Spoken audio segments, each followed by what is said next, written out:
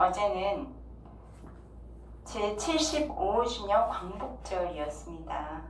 우리나라가 45년간 일본의 억압을 받다가 해방된 지 이제 75년이 되었습니다. 우리나라가 75주년의 광복절을 맞이하면서 동시에 이스라엘의 역사를 좀 돌아보고자 합니다. 이스라엘은 두 번 다른 나라의 노예였습니다. 먼저는 애굽의 노예로 약 400년 동안 애굽 땅에서 지내다가 하나님의 역사로 출애굽을 하고 해방되었습니다.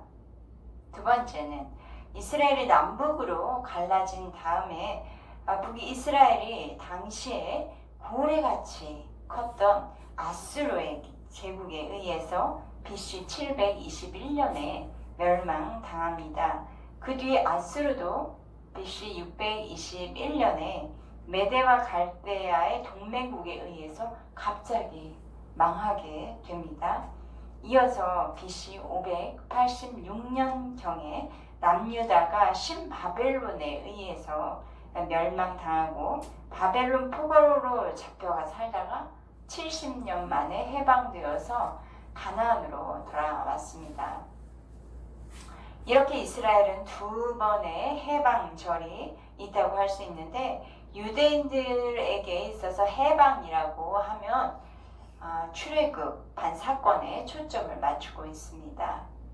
이스라엘이 애굽의 노예가 된 시작점이 어떤 때였는가 살펴보니까 가나안에 살던 야곱의 아들인 그 요셉이 애굽으로 내려간 사건 때부터라고 볼 수 있습니다.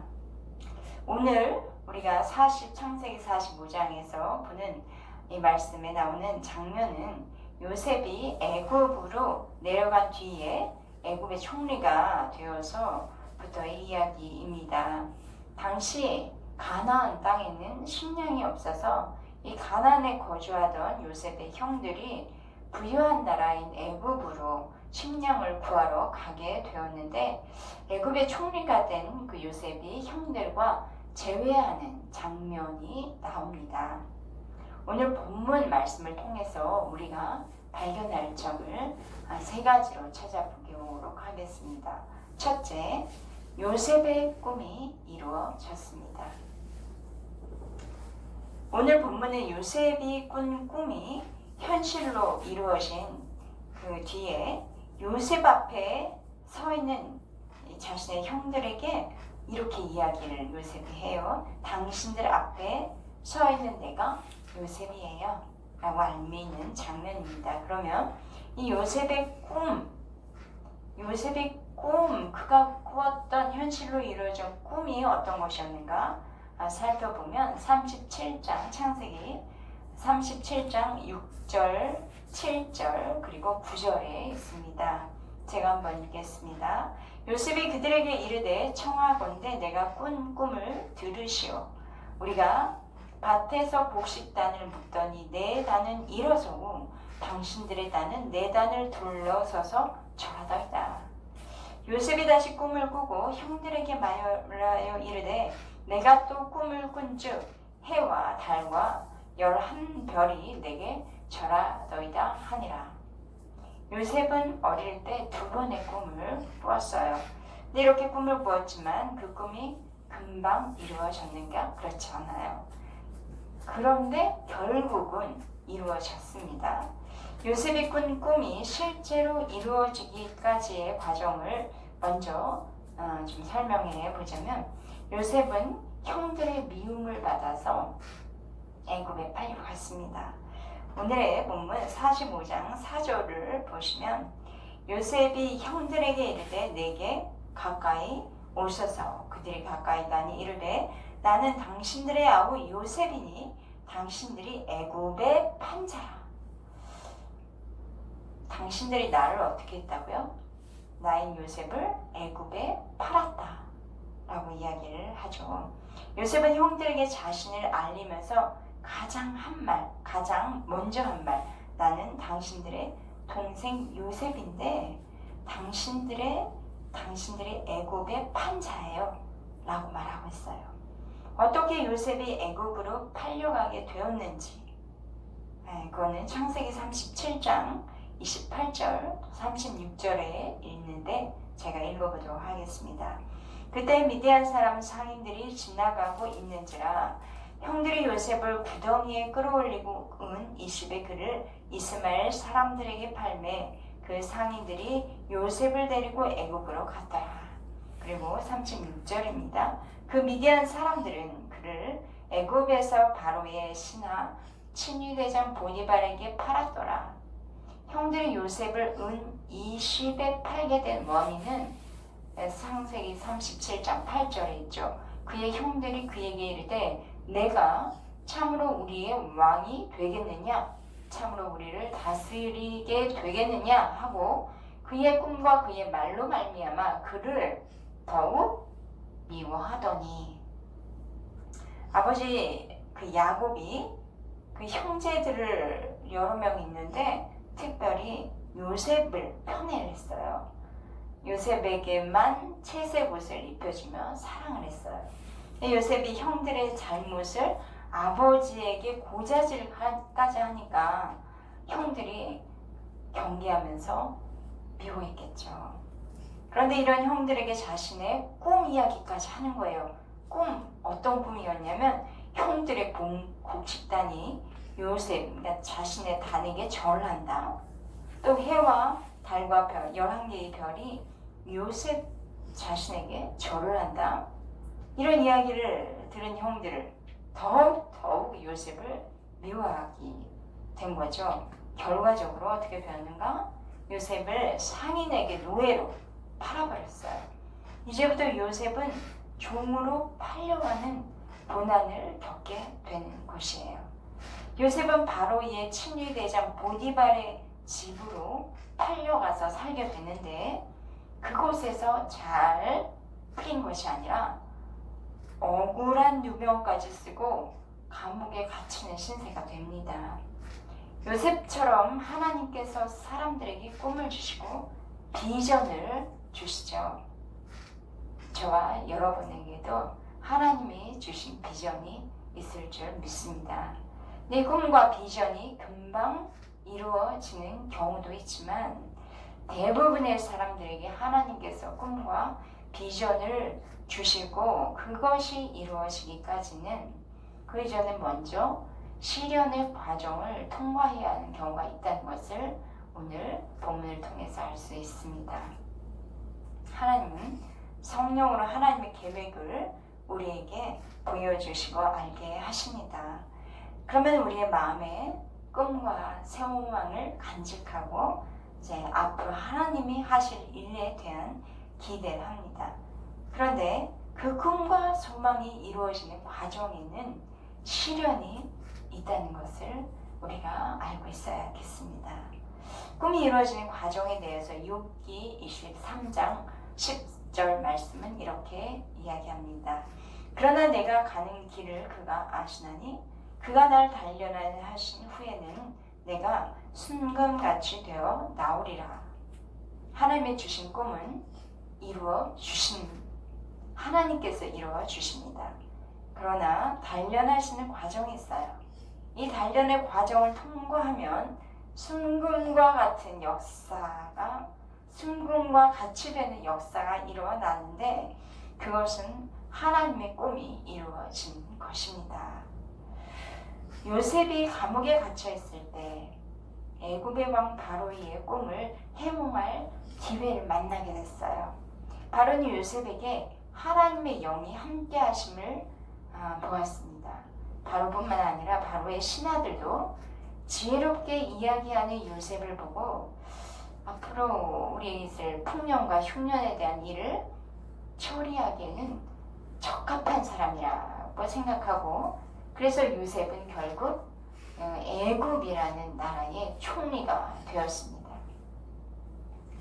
창세기 37장 2절 보면 요셉이 17세 소년이었을 때 애굽의 노예로 팔려왔다 이렇게 나와 있고요. 41장 46절 보면 요셉이 애굽 왕 바로 앞에 설 때 30세였다 라고 나와 있어서 요셉의 고난의 세월을 세어보니까 약 13년간이었습니다.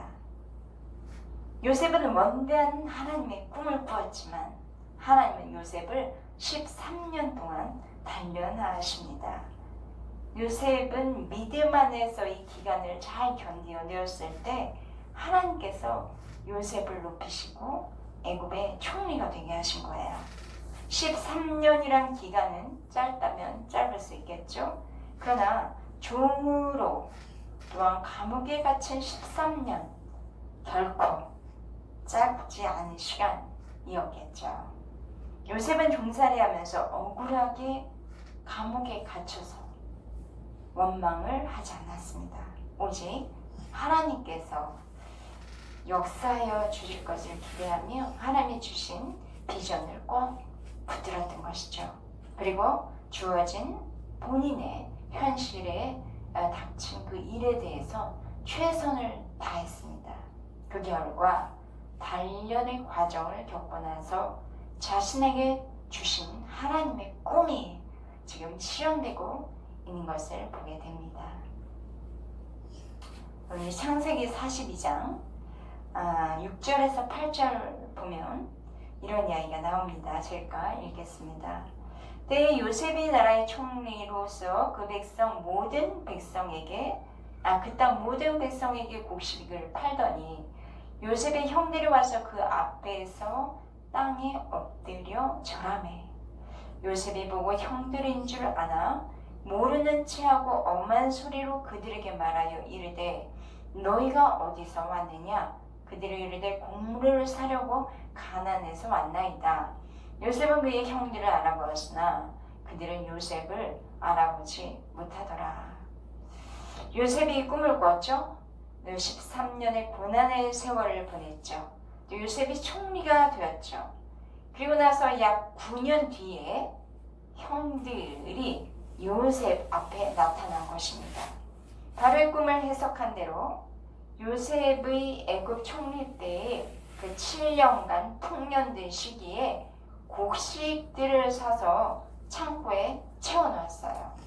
그리고 다음에 올 흉년에 대비하고 있는 상황이었습니다. 이렇게 7년 풍년 뒤에 흉년이 이제 들기 시작하였는데 애굽만 흉년이 든 것이 아니라 인근 지역에 흉년이 들었어요. 가나안에 살던 야곱의 가족도 흉년으로 먹을 양식이 부족한 상황이 된 거죠. 배를 굶길 수는 없지 않습니까?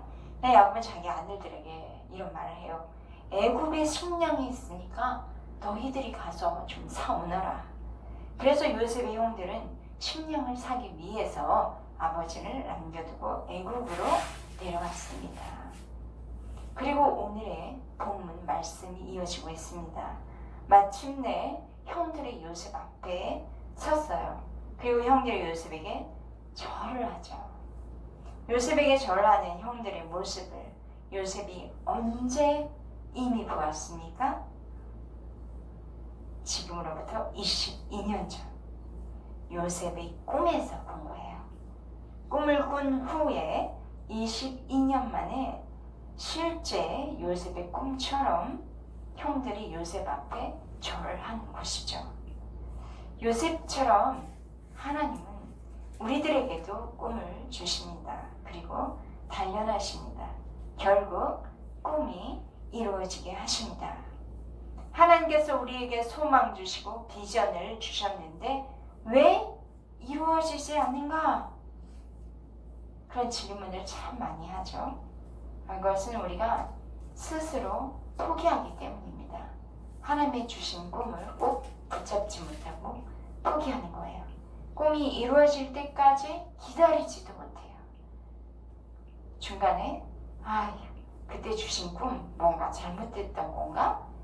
이 비전 아닌가 보다 라고 의심하고 불신하여서 그냥 스스로 포기하기 때문에 이루어지지 않는 것입니다. 하나님이 주신 꿈은 하나님께서 반드시 이루시기를 원하세요. 그럼 저와 여러분, 꿈만 꾸는 사람 되지 아니하고 꿈이 이루어지는 것을 경험하는 성도가 되기를 축원합니다.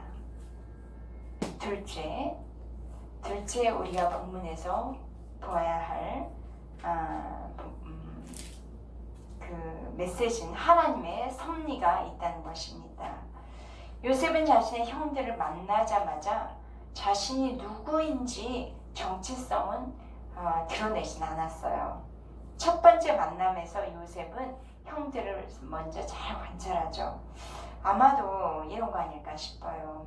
과거에 자신을 죽이려고 자신을 노예로 팔아버린 그 형들에 대한 상처가 요셉의 마음에 아직 잔상으로 남아있을 것이고요. 그리고 형들이 자신을 미워했던 그때처럼 지금도 변화되지 않는 그 모습으로 동생을 미워하지 않는가? 아니면 사랑하는가? 뭐 이런저런 상황들을 살피려고 처음부터 자신을 드러내지 않은 것 같습니다. 요셉은 형들이 애굽에 와서 자기 앞에 엎드렸을 때 형들은 요셉이 지금 애굽의 총리인지를 모르고 있는 상태이죠. 그것도 모르고 요셉 앞에서 과거의 자신들이 요셉에게 저지른 일에 대해서 이렇게 저렇게 이야기하는 것을 요셉이 그 자리에서 듣습니다. 그때 우리 동생이 애고를 할 때 부탁할 때 우리가 그의 말을 듣지 않았지. 그런 후회하는 말까지 들어요. 그리고 형들이 두 번째 요셉에게 왔을 때 이제 그 형들을 테스트해보는 거예요. 그리고 나서 요셉은 형들을 보자 정을 억제하지 못하면서 사람들에게, 주변에 있는 사람들에게 나가라 소리를 치고 계속 큰 소리로 엉엉 웁니다. 요셉은 지금까지 살아온 자신의 삶을 생각하게 된 것이죠.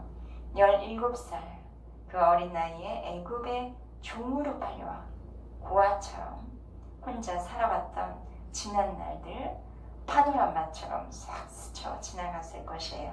또 22년 만에 만난 형들이니까 그리움과 기쁨도 복합되어져서 마음에 있었겠죠. 그 여러 복합된 마음으로 울었던 것이죠.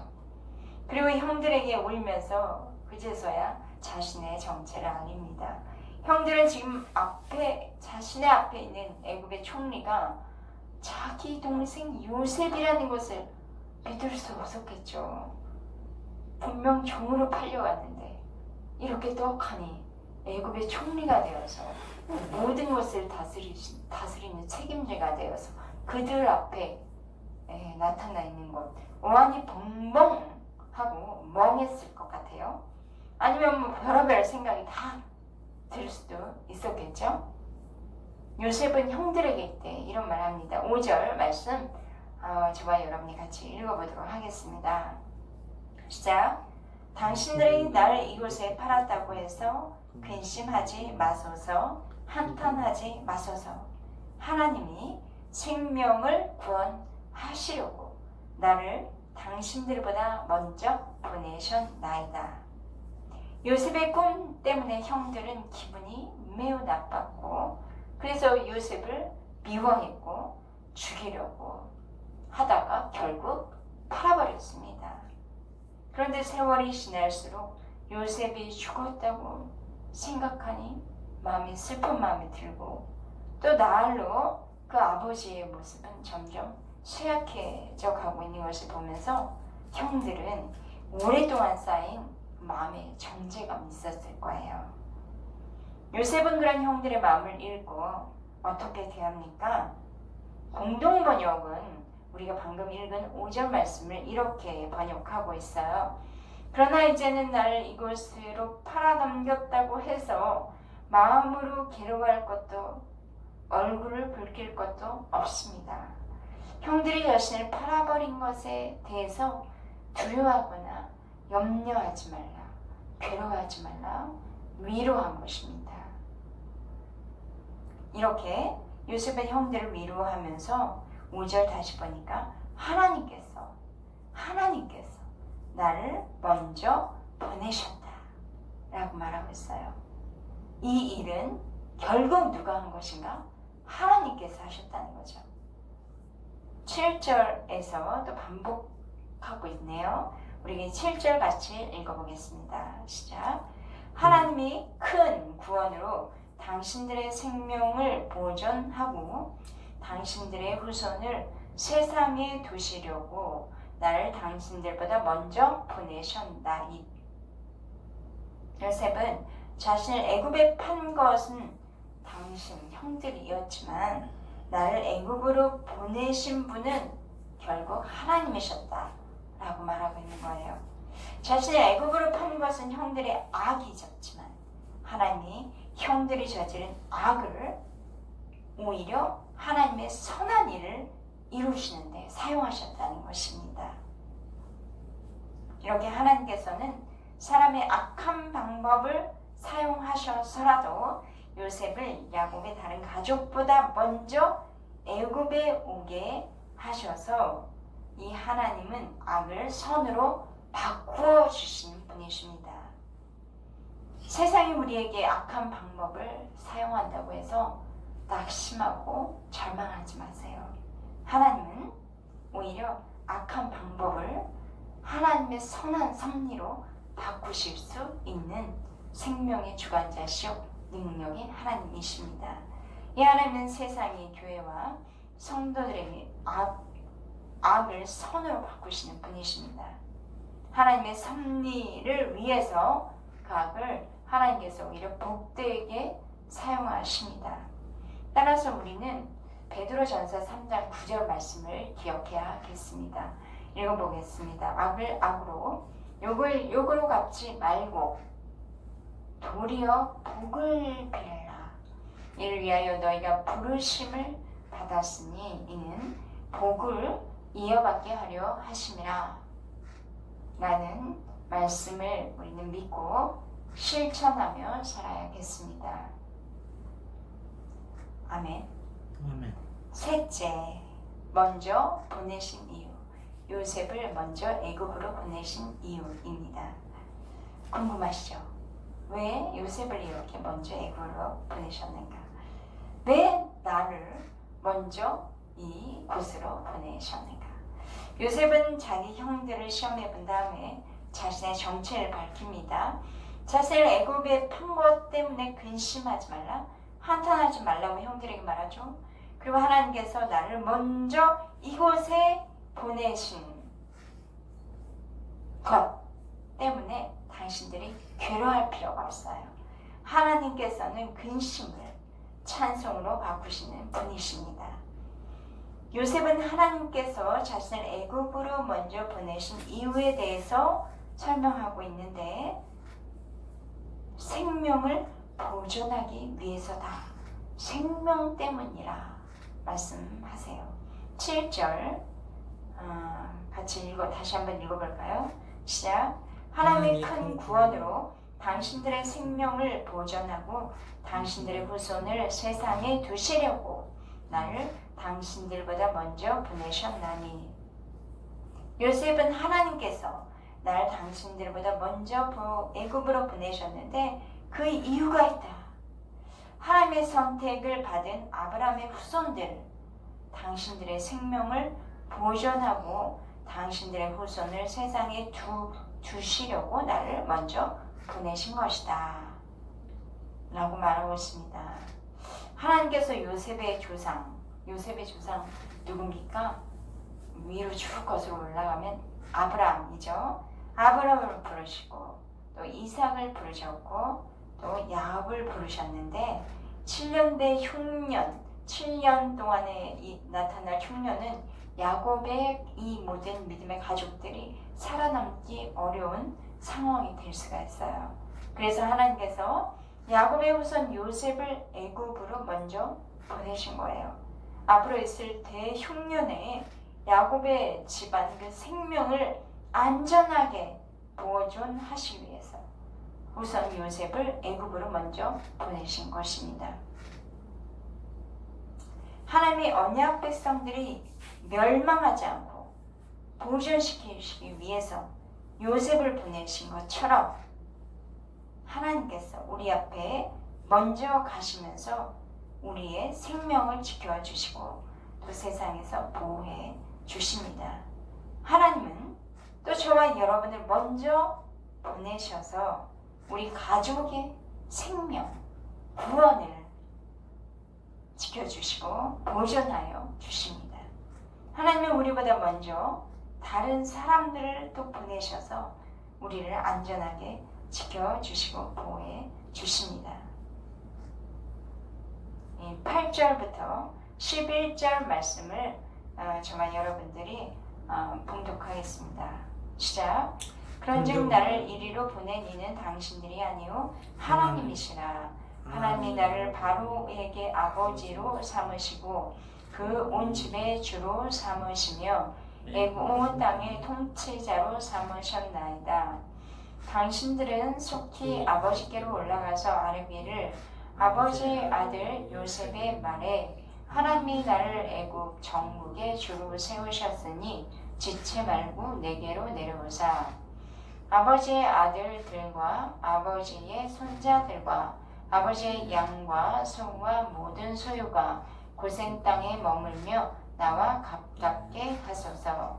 흉년이 아직 5해가 있으니 내가 거기서 아버지를 복량하리이다. 아버지와 아버지의 가족과 아버지께 속한 모든 사람에게 부족함이 없도록 하겠나이다 하더라고 전하소서. 요셉은 22년이나 세월 흘렀기 때문에 그동안 아버지와 그 집안에 무슨 일이 일어났는지, 건강하게 잘 계시고 계신지 궁금하지 않을 수가 없었겠죠. 그래서 빨리 아버지를 보고 싶었을 것입니다. 형들에게 말하죠. 하나님께서 날 애굽으로 먼저 보내셔서 애굽의 총리가 되게 하셨으니 빨리 가서 아버지와 가족을 데려오세요. 이렇게 요셉이 애굽에서 지금 아버지가 되고 아버지인 것처럼 돌보는 자가 됐다는 거예요. 또 주가 되었고 통치자가 된 것은 하나님께서 요셉에게 주신 명예와 권세이죠. 이렇게 하나님께서 명예와 권세 주신 건 그 이유는 요셉 혼자 떵떵거리며 권세 부리며 살라고 주신 것이 아닙니다. 아버지를 복량하게 하기 위한 것이고 모든 사람에게 부족함 없게 하려는 하나님의 섭리가 있어요. 우리에게 주신 재물, 우리에게 주신 직업, 우리에게 주어진 많은 것들은 다 나 하나 잘 먹고 잘 살아 주신 거 아니라 다른 사람들의 생명을 위해서 사용하라고 주신 것입니다. 하나님은 모든 것에 또 모든 사람이 부족함 없게 하시는 분이십니다. 우리가 잘 아는 시편 말씀, 시편 23편 1절에 이런 말이 있거든요. 여호와는 나의 목자시니 내게 부족함이 없으리로다 라는 노래가 있습니다. 당시 오늘도 하나님은 우리에게 부족함 없게 하시기 위해서 우리보다 먼저 앞서서 가십니다. 또한 우리도 이제 먼저 보내셔서 우리를 통해서 모든 많은 사람들을 부족함이 없도록 돌보게 하십니다. 요셉은 억울하게 애굽에 팔려왔지만 모든 것이 하나님의 섭리 안에 이루어진 일임을 고백하고 있습니다. 자신이 겪은 고난이나 지금 주어진 권세나 명예 모든 인생을 하나님의 눈으로 보았고 하나님의 뜻으로 해석한 것입니다. 하나님은 우리를 통해서 일하십니다. 우리를 먼저 보내셔서 가족을 구원하게 하시고 하나님의 완전한 계획을 이루게 하십니다. 또한 하나님께서 우리보다 먼저 가셔서 우리에게를 인도하셔서 복되고 형통한 모든 것에 부족함이 없는 인생 되게 하시고 하나님의 나라로 인도하시죠. 우리 모두를 향하신 하나님의 놀라운 구원의 은혜를 누리며 그분의 섭리를 알아가는 저와 여러분 되시기를 축원합니다. 요셉에게 주신 하나님의 꿈이 우리들의 비전이 되어서 이루어지게 하소서. 기도하시기를 바랍니다. 또 악을 선으로 바꾸시는 하나님의 섭리를 경험하게 하소서 기도하시길 바랍니다. 우리를 먼저 보내셔서 하나님이 사용하시는 축복의 통로가 되게 해달라고 기도하는 저와 여러분 되시기를 주님의 이름으로 축원합니다. 아멘. 기도하시겠습니다. 사랑의 하나님 감사합니다. 먼저 나를 보내셨나이다 라고 고백하는 요셉의 고백이 우리들의 고백이 되었습니다. 주님 감사합니다. 우리들을 먼저 보내셔서 하나님의 구원을 가족들과 또 이 모든 사람들에게 이루기 원하시는 하나님의 놀라우신 은혜를 감사합니다. 먼저 우리에게 주신 하나님의 꿈이 우리들의 비전이 되어서 이루어지는 것을 보게 하여 주시옵소서. 악을 선으로 바꾸시는 하나님의 그 섭리가 바로 우리들의 은혜인 것을 경험하게 하여 주옵소서. 우리를 먼저 보내셔서 우리를 통해서 우리를 축복의 통로로 삼으셔서 하나님의 나라가 이 땅 가운데 임하는 것을 보는 저희들 되게 하여 주시기를 주님의 이름으로 기도합니다.